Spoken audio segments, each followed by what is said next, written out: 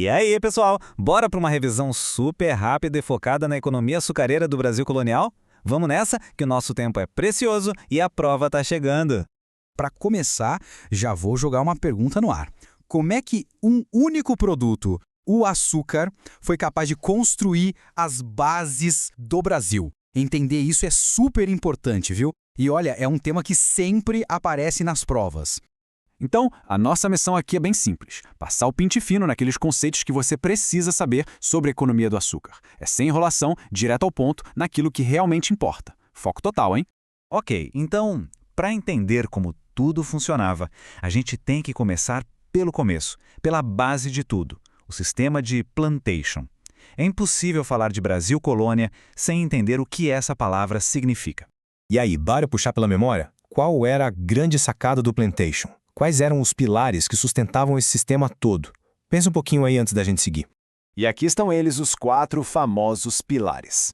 Primeiro, monocultura, ou seja, o foco era quase total em um produto só, a cana-de-açúcar. Segundo, latifúndio, que eram aquelas propriedades de terra gigantescas. Terceiro, e a base de sustentação de tudo, a mão de obra escravizada. E por último, a produção era todinha voltada para exportação, ou seja, tudo ia direto para a Europa. Guardou? Esses 4 pontos juntos formam o plantation.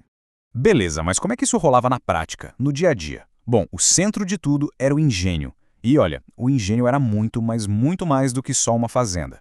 Pensa no engenho como se fosse uma cidade em miniatura, uma microsociedade mesmo. Ali era a fábrica, a moradia e, principalmente, o centro do poder de toda a região.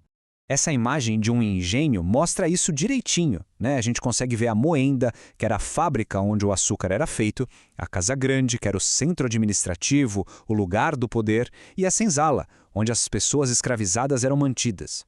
E se a gente olhar de perto, cada pedacinho tinha uma função bem definida. A Casa Grande era tipo o cérebro de toda a operação. A senzala, o símbolo máximo da exploração. A capela estava ali mostrando o poder e a influência da igreja, e a moenda com as caldeiras. Bom, esse era o coração industrial, onde a mágica de transformar a cana no famoso ouro branco acontecia. Agora, é claro que toda essa estrutura econômica acabou moldando a sociedade da época. E a sociedade que nasceu desse ciclo do açúcar era, assim, extremamente rígida, bem divididinha. A lógica era muito clara. Uma elite bem pequena lá no topo, cheia de poder e privilégios, e uma base gigantesca de pessoas escravizadas, sem direito absolutamente nenhum. Sair da base e subir na vida? Quase impossível. Essa pirâmide social era mais ou menos assim, ó. Lá no topo, a galera poderosa, os senhores de engenho, os altos cargos da igreja e da coroa. No meio, tinha uma camada de homens livres, mas com pouca influência. E lá na base, sustentando tudo isso, a imensa população escravizada. E além de tudo isso, essa era uma sociedade patriarcal. Sabe o que isso quer dizer? Que o poder máximo estava concentrado em uma única pessoa, o senhor de engenho. Ele não mandava só na produção, não. Ele controlava a família, os trabalhadores e, claro, tinha poder de vida e morte sobre as pessoas escravizadas. Ufa, chegamos na revisão final.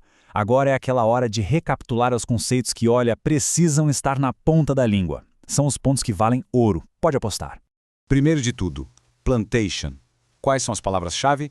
Monocultura, latifúndio, mão de obra escravizada e exportação. Gravou? É isso. Em segundo lugar, engenho. Lembra que não é só a fábrica, hein? É o complexo todo. Casa Grande, senzala, capela e a área de produção. É a unidade produtiva e social. E, para fechar o trio, sociedade açucareira. Quais as características principais? Hierárquica, patriarcal, com mobilidade social quase zero e tudo girando em torno da figura do senhor de engenho. E só para a gente conectar o passado com o hoje em dia, dá uma olhada nesse número, 36 milhões. Sabe o que é isso? Foi a quantidade de toneladas de açúcar que o Brasil produziu na safra de 2021-2022. O país continua sendo o maior produtor do mundo. É um baita lembrete de como o legado dessa economia, sabe, da terra concentrada e da exportação, continua super presente. É isso. Se você guardar bem esses pontos-chave, plantation, engenho e como era a sociedade açucareira, você já tem uma base excelente para mandar bem em qualquer questão sobre esse tema. Bons estudos e até a próxima!